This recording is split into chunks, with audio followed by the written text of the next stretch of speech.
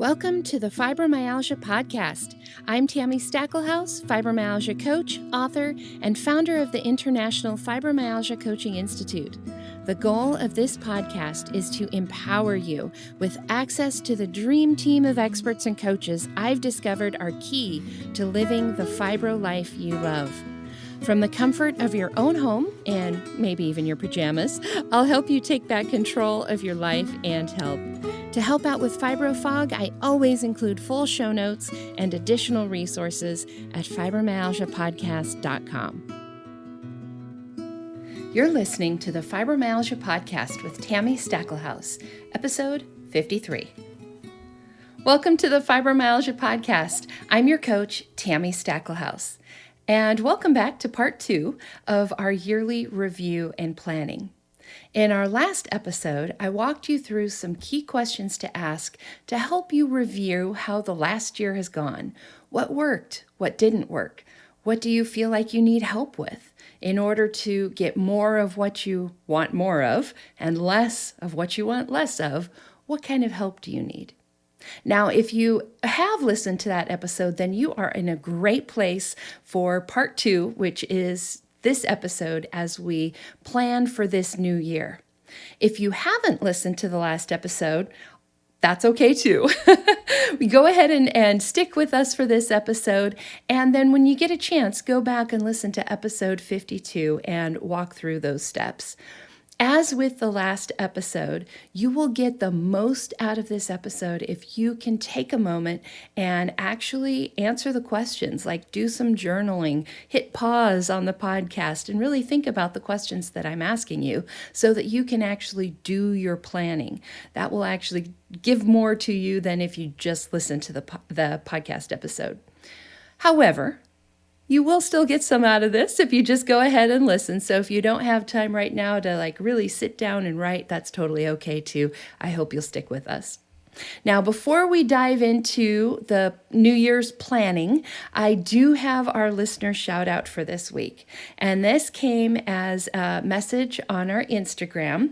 And she says, "Hi, Tami. I just discovered your podcast about fibromyalgia on Spotify. I'm in the Netherlands and just struggle to find people who can speak so clear and open about this topic. Thank you so much for doing this. You have a very nice voice to listen to, and you just say exactly how I feel most of the time. While listening, I write some notes for myself, and I'm just learning so much more about me as a person and about what fibromyalgia is doing to me, so I understand myself a lot better. Just a huge compliment for you. Again, thank you. I will listen to all of the episodes you made." Thank you so much for sending this in. I love hearing from people in other countries, which is awesome. So hello to the Netherlands, and thank you for sending this in. I'm glad that you are not just listening to these podcasts passively, just listening, letting my voice wash over you, and letting that be it. I am so glad that you are taking the time to write some notes for yourself and to be an active participant in this podcast. That is actually my goal for each and every one of you, is that as you listen to these podcast episodes, it would almost be like I'm the coach in your back pocket helping you with things. Obviously, we're not having a dialogue like we would if you and I were working together in real life, real time, but I do hope that you will take this as me being your coach and coaching you on the journey. So thanks again for sending that in. I love getting these notes, and I'm so glad that you are actively participating in the podcast episodes. A couple of quick announcements before we dive into today. Number 1, I just wanted to remind you guys about our next Stories of Hope and Healing event. This will be held on January 30th, and you can sign up to attend or get a copy of the recording. Just go to today's show notes, fibromyalgiapodcast.com/53, and we'll have a link where you can go and register for the event. In this event, we are going to be hearing from our most recent round of graduates. We have 4 graduates from all over the world who are going to be sharing their stories and sharing how they have improved their fibromyalgia over the last 3 months. This will be a lot like episode 45, if you heard that, but this is a new round of graduates. I hope you'll come celebrate with us and get yourself some hope. That's one of the most important things you can do in this next year is keep your encouragement up, hear stories of hope, of what's possible, that other people out there are learning how to feel better, and you can do that too. I also wanted to let you guys know that our next fibromyalgia and fibromyalgia coach class is beginning on February 9th. I'll just give a little bit about that here. This is actually the training program that the people that you will hear from on the 30th, our Stories of Hope and Healing event, this is the training program that they go through. It is the first step to becoming a fibromyalgia coach, but it is totally appropriate for patients, for chronic illness bloggers, for support group leaders, for providers who just want to learn more about fibromyalgia. That next class begins February 9th. And again, just go to today's show notes. We'll have a link where you can get more information on that. fibromyalgiapodcast.com/53. Now, next episode, I am super excited about. You hear me talk a lot on this podcast about mindset and how we think about our bodies and think about our illness. Our next episode, episode 54, is going to be about mindset. And I have a special guest coming who's going to share some of her story. And I hope you will join us next time. Okay, you guys ready to plan for the new year? 2020 was a different kind of a year.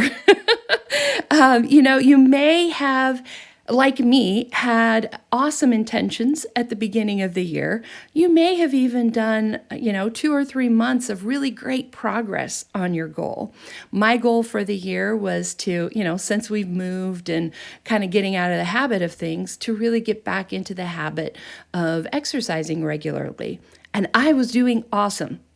And then the gyms closed. And so for a few months, we were just kind of hanging out, wondering, what's going to happen. Then eventually, my husband and I got a treadmill, got a Peloton, and got things set up so that it didn't matter what the rest of the world was doing. We could still do what we needed to do, right? But I had already broken that habit.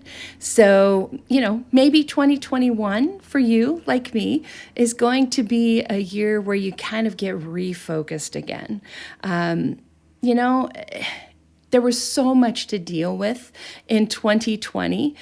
So many people I know are like, thank goodness, good riddance, bye-bye, never see you again. Let's just be done with 2020. And so, really planning for 2021 to be different. And, in 2020, maybe you had to focus less on your own self-care because you had to handle other people's care, right? Maybe you had kids at home that, you used to send off to school, and now you've got them 24/7, and what do you do? Maybe you have people who came home to live with you, like maybe adult children from college coming back home because they couldn't actually be at college dorms. Maybe your husband is now working from home. And so there's just a lot more going on. And maybe you lost your focus in 2020. It may have been really, really hard to focus on you and your health. This is one of the reasons why I love New Year's. September for me is also similar. It's a time to reset, right? The new year is just a natural opportunity to say, you know what? Last year was what it was, but I'm going to make a fresh start and make the new year something different. I think of September very similarly. Both my parents were teachers, so September was also a new year for us, right? A new school year. So I think September is also a good back to basics reset month. So if you find yourself in a similar place where you're like, yep, girlfriend, I totally hear you. I know exactly what you're saying. That was my year. Awesome news. We have a great opportunity right now to review and reset and plan for a new year. So in our last episode, we reviewed what worked for 2020. We reviewed what didn't work. We reviewed the things that you feel like you might need in this upcoming year. But now that we've done that, let's actually make a plan, because just knowing that isn't enough. We also have to know where we're going. As I mentioned on the last episode, just moving away from what you don't want is not enough. You have to go in the right direction. You have to be moving towards what you do want. So this episode is all about helping you plan that moving towards what you do want. So one of the things that I like to do, like I said last episode, is just kind of review the year. Think about what I want more of. Think about what I want less of. And as I'm thinking about those things, that helps me set what I think my goals should be for the new year, what my intentions would be for the new year. By the way, you guys will never hear me talk about New Year's resolutions. I'm not a fan of New Year's resolutions. I think they're basically goals without a plan, right? So what I want you to do is, yes, have something that you want in the new year, but let's make a plan so that you actually get that thing, right? We want to get you back on track so that you can live with more comfort, more ease, less pain, less fatigue. But that's not going to happen by accident, right? We have to make a plan. So if you did last episode's exercises, I want you to pull out those sheets. If you haven't, that's okay. Just think about what worked for you in 2020, what didn't work for you, what you want more of, what you want less of, and what you might need. Now, as we go through this, there's a lot of questions that may be coming up for you in terms of setting goals and making a plan to achieve something. One of the things you might be thinking is, but I've tried so many things. How do I know this is going to be any different? Or you might be thinking, I'm terrible about following through on this stuff. Or you might be thinking, my fibromyalgia always gets in the way. I make all these great plans and then I get tired and I end up in pain and then everything just goes out the window. If that is you, I have so been there. I know exactly what you mean. And the trick with fibromyalgia is not to give up on all of that stuff. The trick is to make adjustments and do it a little bit differently. One of my friends on Facebook, shout out to Erin, who said, we don't want to try harder, we want to try different. And I love that. And so that's what I want to say to all of you on here too, is if you've tried making goals for the new year, if you've tried New Year's resolutions, if you've tried anything and felt like, I can never seem to accomplish what I want to accomplish, don't try harder. Let's try different. So hopefully today will give you some differences. If you want some more specifics about how to set goals or how to establish healthy habits with fibromyalgia, I would go check out episode 27. And of course, we'll have a link in today's show notes. But that episode was last year's first episode of the year. And I specifically talked about how to set goals and establish habits when you have fibromyalgia and you got to do things a little bit different. So like I said, if you guys are thinking those things, I hear you. Let's not try harder. Let's just try different. So your first step, and again, just like last time, I want you to have a piece of paper if you can. Feel free to pause the episode so that you can actually write some of this stuff out. I think it's really helpful to get it out of your head and onto a piece of paper so that you can see things a little bit more objectively. So the first thing I want you to do is review what you did last episode.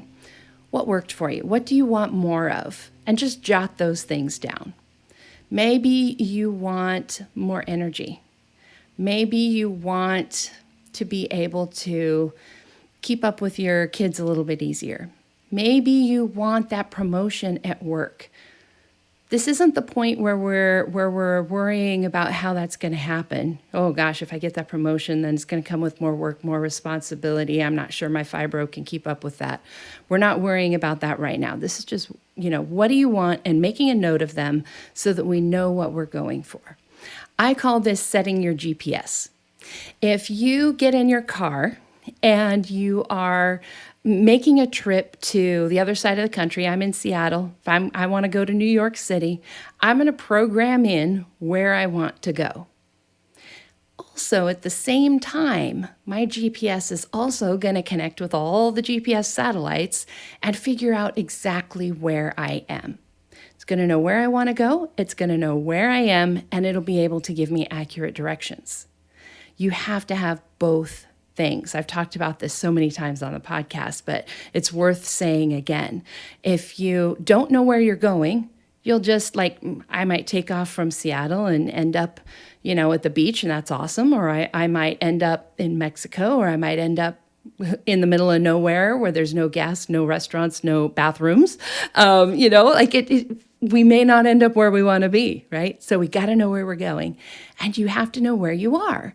The directions from Florida to New York City are very different than the directions from Seattle to New York City, right? So write down where you want to go. What do you want next year to look like? And as you look over those things, what I want you to do is think about, is there one thing that if I focused on that one thing, a lot of these things would happen for me?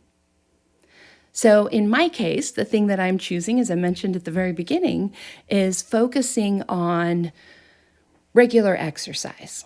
I know if I get back to regular exercise that my sleep will be better. I will have more stamina, more energy. I will, maybe even lose a little bit of weight, whatever it might be, right? That one thing will do a whole bunch of other things for me, lower my stress level, all kinds of stuff, right? So looking at your list, either the new one you just made today or the one from our last episode, is there one thing that would really give you a lot of bang for your buck?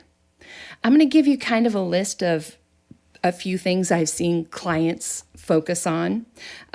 One has been just focusing on sleep. Not necessarily any particular aspect of sleep, like getting to bed on time or anything like that, but just quality of sleep. I have had people focus on establishing a regular sleep and wake time. I've had people focus on just reducing the sugar in their diet. I've had people focus on learning how to say no. I've had people focus on learning how to live within their energy budget. So knowing how to manage themselves and how to pace themselves. So as you look at your list, I want you to pick one thing. One of the big ways to fail is to have too many things you're trying to keep track of and too many things you're trying to do. So I just want you to pick one. What one thing, if you worked on that for the whole year, would help you in many ways. Now, once you have picked your one thing, I want you to take that from being a goal of something that you do and change it into a goal for something that you can become. I'll give you mine as an example. The thing that would make a biggest difference in my life right now is exercising regularly. Now, if I just focus on exercising regularly, then I might still be the person who's grumbling and complaining every time that I need to do it, and it feels like a hassle, and it's a pain in the butt, and I don't want to do it, right? Instead, my goal for 2021 is to become the person who exercises regularly. Now, this is a very subtle difference, and I'm going to use smoking as an example for you here. Let's say a group of you were sitting around and somebody said, "Hey, do you want a cigarette?" And one person says, "Oh, no, I'm trying to quit." And then the next person, "Oh, do you want a cigarette?" And the next person says, "No, I don't smoke." Do you feel the power difference in those two things? The empowerment of the person saying, oh, I'm trying to quit, versus the person who says, I don't smoke, right? So I could be the person who is trying to exercise every day, or I could be the person who exercises every day, right? There's such a difference. Now, when we look at what are called identity goals, that's the becoming the person who does the thing. When you look at those identity goals, number one, like I just said, it's such an empowering thing to think about. But number two, it gives you a frame of reference for how that person is different than you. And I like to think of this part of the exercise like those old puzzles you used to see in a magazine where it would say, spot the differences between these two pictures. And one person might have 3 stripes on their shirt and the other one has 4 stripes on the shirt, that kind of a thing. So in this exercise, this next step is to take that thing that you want to be, right? So first we identified the one thing that is going to help you the most if you focus on that one thing over the year. And then we're going to rephrase that into an identity goal, right? That's switching it from I want to exercise every day to I am the person who exercises every day. I'm becoming the person who exercises every day. Then you take that person, you set it up alongside your own life, and you just ask yourself, what's different? What is different about me right now versus the person who would exercise every day? I think sometimes this is easier than thinking, well, if I were to exercise every day, what would be different, right? But just like putting it out there, like you probably know somebody who is the kind of person that you're trying to become, whatever it might be. And so you can hold them up as an example, right? Maybe you want to be the person who has her fibromyalgia in remission. And maybe you hold me up as an example for you. Well, what does Tami do that's different than what I do, right? So hold those two things aside each other and think about what is different. We're going to play spot the differences. So in my case, number one, the person who exercises every day has a time and a place and it's part of their life, part of their schedule. And one of the things that's always a challenge for me is I don't have that time and space set aside to do that. And so I get busy doing other things and I just don't, right? So that is one of the areas where mine is different. But I want you to think about, what do they do differently? What is their life like that's different? Is there equipment that they have that you don't have? Is there time or space? Like in my case, time and space to do the thing. Do they have support that you don't have? Maybe the person who exercises every day has worked with a personal trainer and we need to have that. Maybe she has a coach.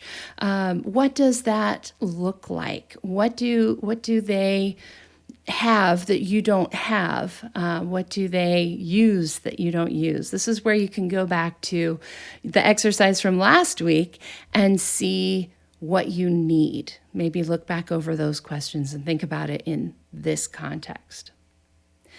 Now, once you have spotted the differences between the person you want to become and the person you are right now today, again, no judgment. This is a judgment-free zone here. Judgment-free from me, but also judgment-free from you. So don't add drama to, oh my gosh, I should be doing this or whatever. You aren't, like you are where you are. And so many of us, 2020 being what it was, make sure you give yourself extra grace. We're just going to treat it as fact, right? I happen to be in Seattle. I'm going to New York. It doesn't matter all the extra drama that maybe you could put in there if you weren't supposed to be in Seattle or, whatever it is. I'm taking my metaphor a little too far, but you get the point. No drama, just the facts. Pretend like you are looking at this for your best friend or somebody that you love. Now that you've spotted the differences, our next step is to write out what the steps might be for you to move from one spot where you are now to where you want to be. So this is like the actual GPS turn-by-turn steps. So again, I'm going to use myself as an example. Of course, you do the steps for you. But if I want to go from where I am now, walking sporadically, to being the person who walks every day, one of the things that I need to do, one of the steps, because I know one of the things that's different is she's got a regular time and place. One of my steps is to sit down with my calendar, figure out when I want to take my walk every day, and block it off on my calendar. Because I know if I don't block it off, something else will get scheduled there, right? One of the other things that would be on my list, I know the person who walks every day, she's got good shoes, right? She's not thinking about, her shoes hurting or something weird like that, right? So one of my steps is to go make sure that my shoes fit and they're comfortable and they're not old and worn out because it's been a while or whatever it might be, right? So we're going to make those steps and actually break it down. A couple of things that I want to mention about breaking down these steps. Number one, make sure that what you're listing is actually a task, not a project. So let me give you an example here. A task would be something like, I'm going to go to the post office, mail my taxes. Okay, so that's a task. A project would be doing your taxes, right? Because there's a whole bunch of steps there. You got to find the receipts. You got to fill out the form. You got to do the calculations. You got to, all the things, right? So make sure that you are writing down tasks, not projects. And if you identify something that's a project, then grab another piece of paper and write down all the notes for that project. So make sure a good rule of thumb is things that could be accomplished in 15 minutes or less, which is the second thing. If you've got something on there, it is a task. It's just one thing, but it would take too long to do. Figure out how you can break that down. My husband and I are moving. In fact, as you listen to this, we may be in the process of moving. As I record this, we are just like days away. So one of the things that we've been doing, of course, is cleaning out, right? We've been going through the garage, getting rid of stuff, things like that. I could put on my list, clean out the garage, but there is no way I can complete that in 15 minutes, right? So my list might say, clean out the back right corner, or recycle all the empty boxes, or take all the donations to Goodwill, or whatever it is, right? So think about how you can break those things down. Write down tasks instead of projects.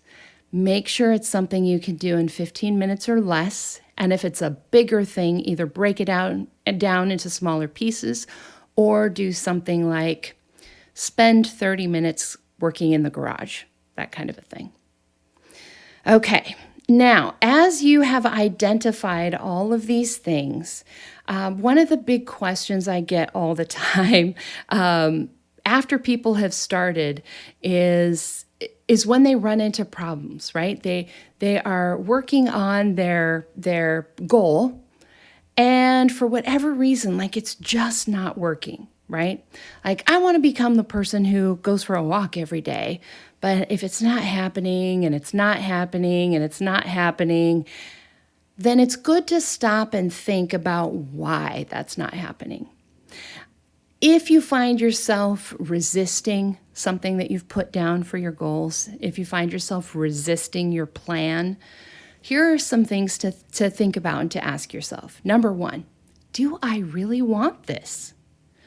Make sure it's something that you actually want, not that other people think you should do, or even you think you should do, right? It needs to be something you actually want. So if I'm trying to walk every day and it's just not happening, then it would be worth stopping and saying, do I actually want this, or am I doing this just because I think I should, right? Another thing to consider is it the right time? Maybe there are things going on that mean it's not a good time to do that.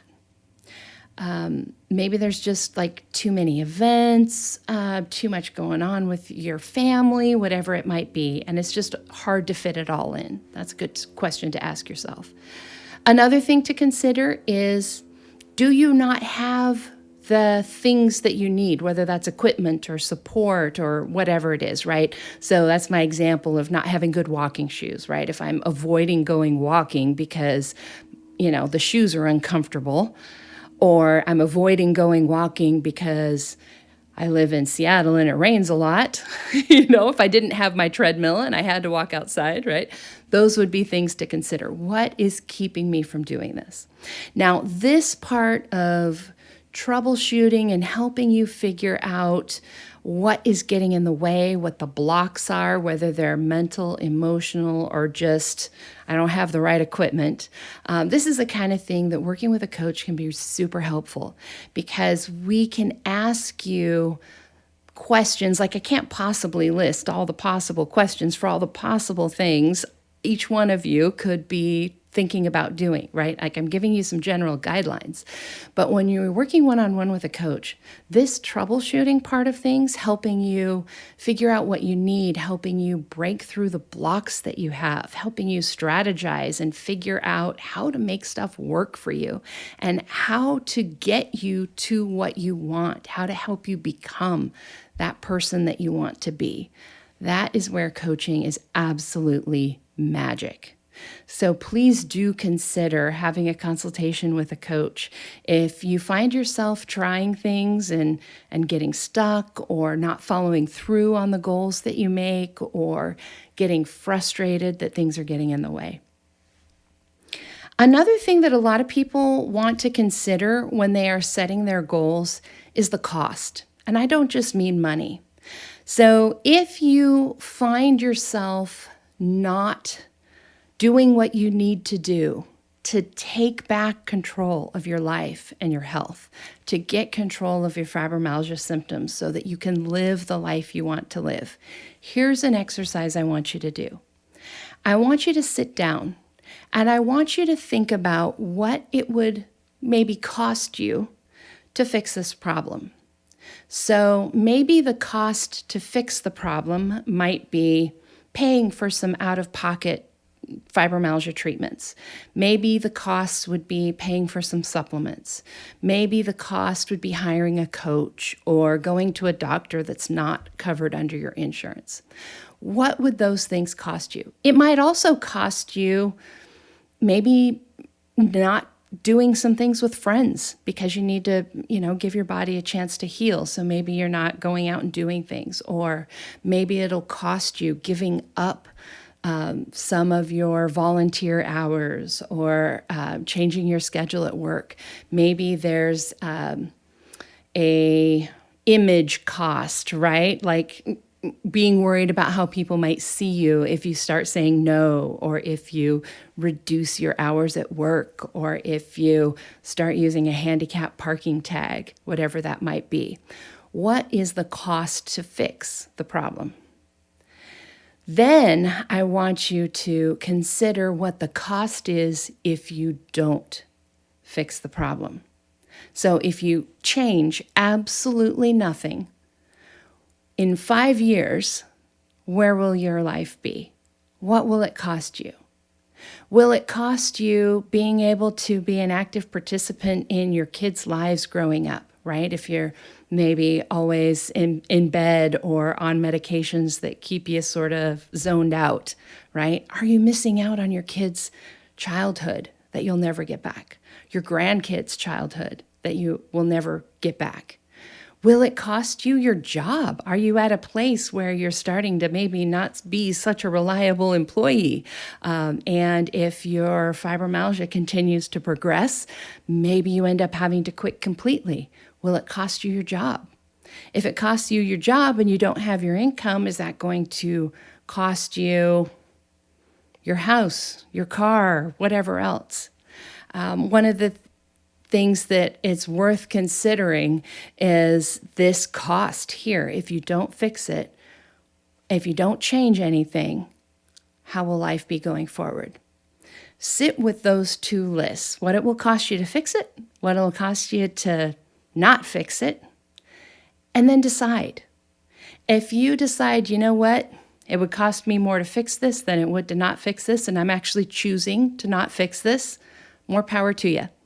It's as long as it's a choice that you're making, right? It's something purposeful that you've chosen, cool. But let's not just do it by accident, okay?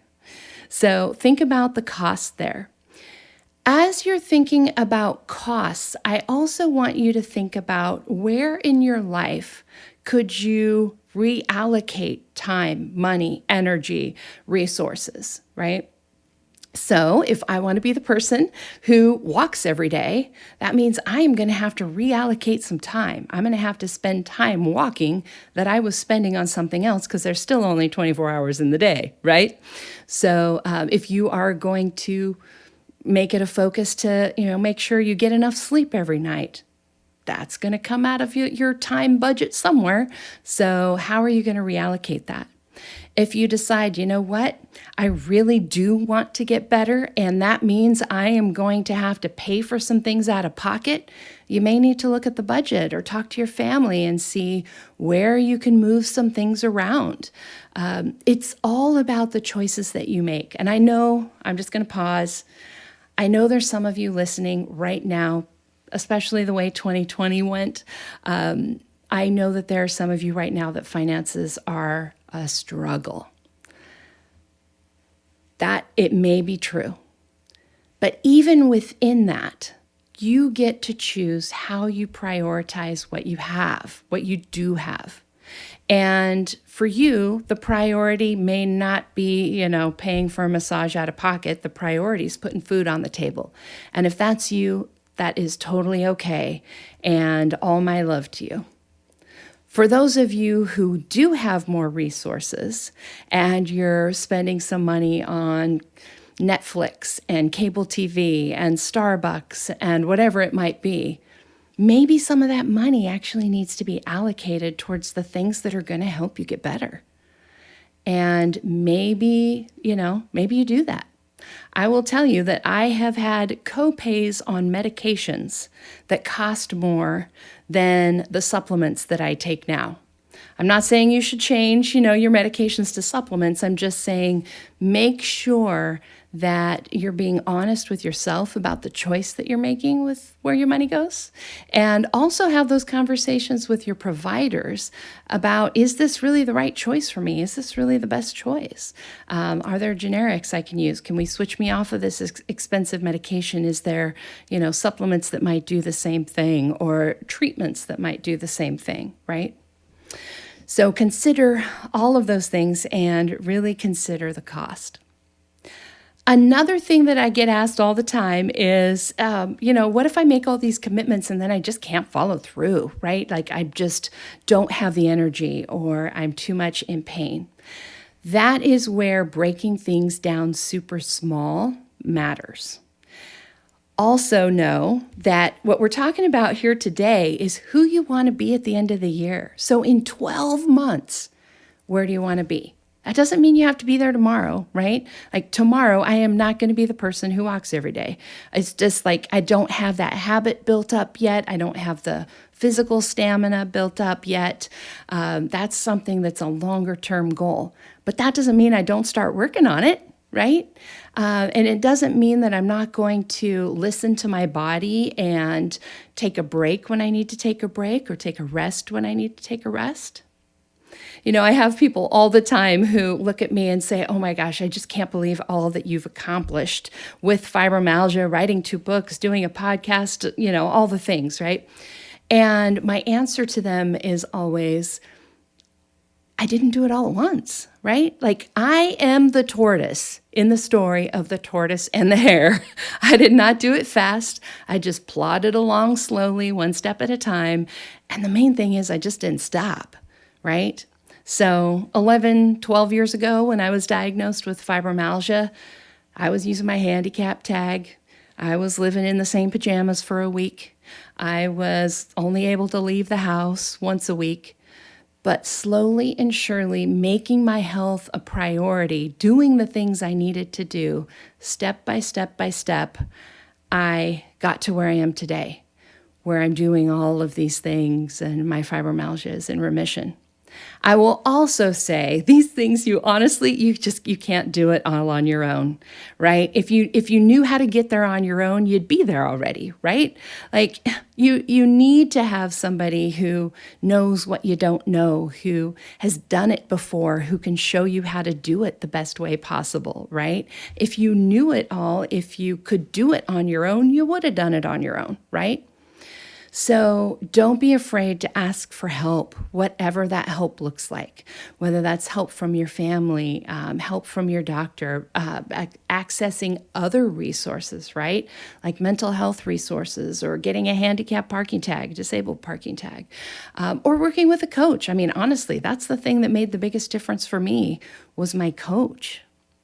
So 2021 is going to be the year that you can take back control of your life. In 12 months, you can do so much. You could be listening to this podcast episode a year from today and be in a completely different place than you're at right now. I'm not saying that you'll have no pain in a year. I'm not saying that you'll be able to run a marathon in a year or anything like that necessarily.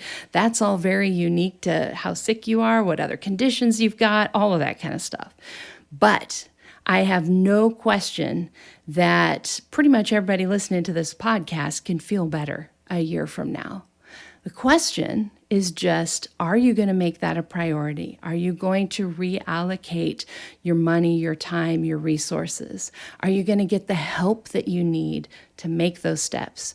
Are you going to have a plan that you follow, whether somebody helps you create that plan or you're making that plan on your own and then following that plan? So I just want to recap for you guys. Your first step is to look back over your notes from our last episode. What worked for you last year? What do you want more of?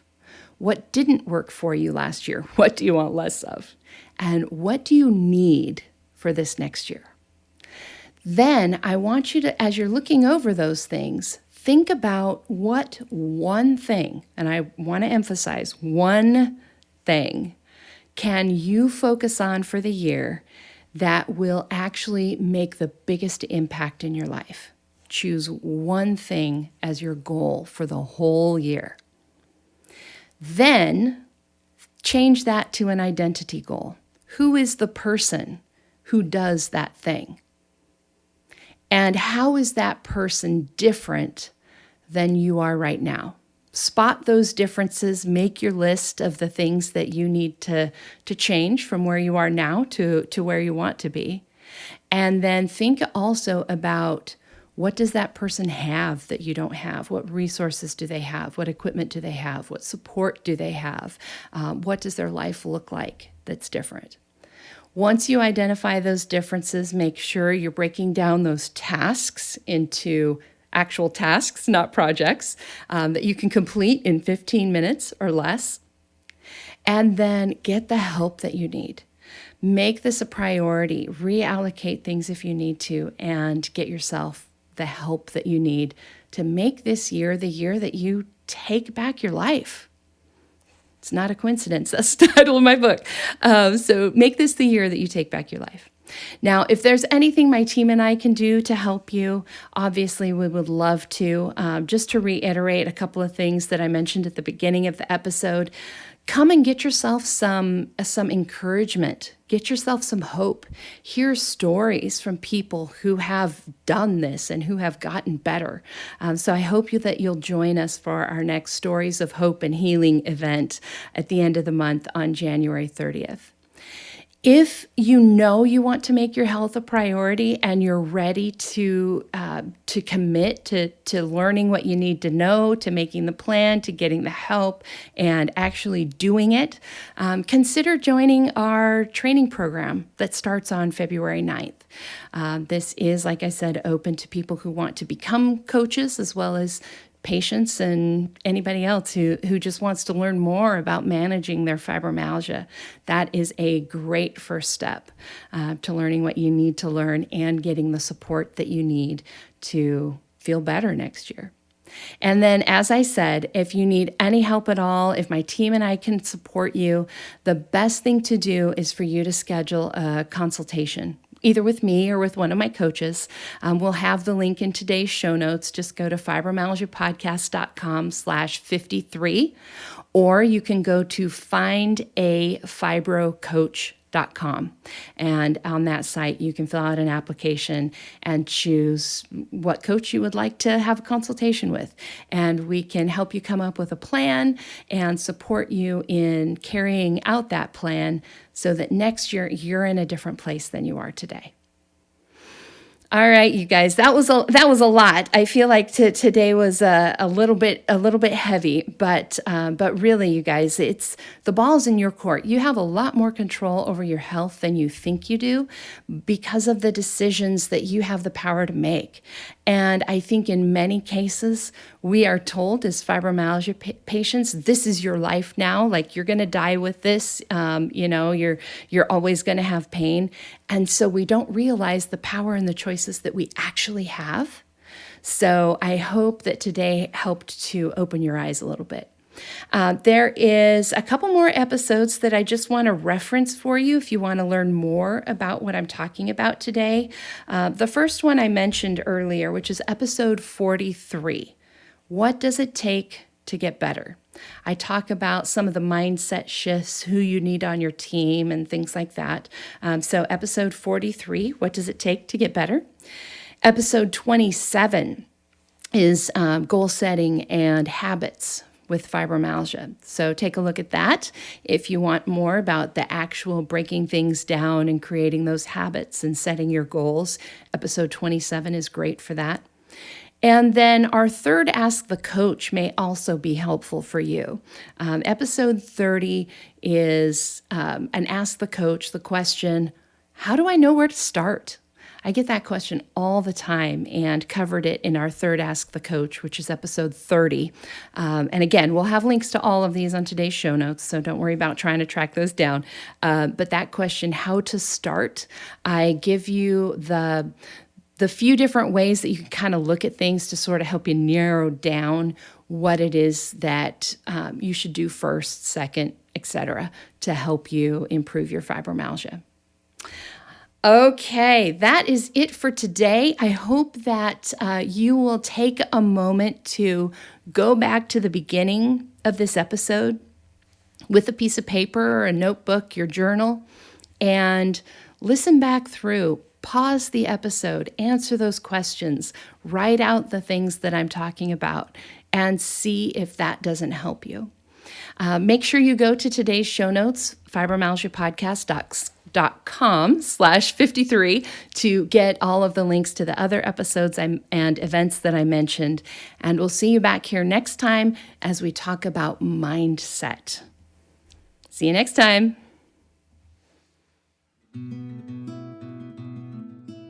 And that wraps up another episode of the Fibromyalgia Podcast. If you're ready to see if working with a fibromyalgia coach can help you feel better faster, visit fibromyalgiapodcast.com, where you can schedule a complimentary consultation to explore your options. During this call, we'll discuss your fibromyalgia journey, what your needs and challenges are, and give you recommendations on how to reach your goals the quickest way possible. Thank you for tuning in today, and join us next time as we explore more ways to help you take back control of your life and health. My music and sound editing were done by Daniel Munkus at Subtle Soup Records. Podcast management and creative copy by Sonia Louise of Performance Podcasting.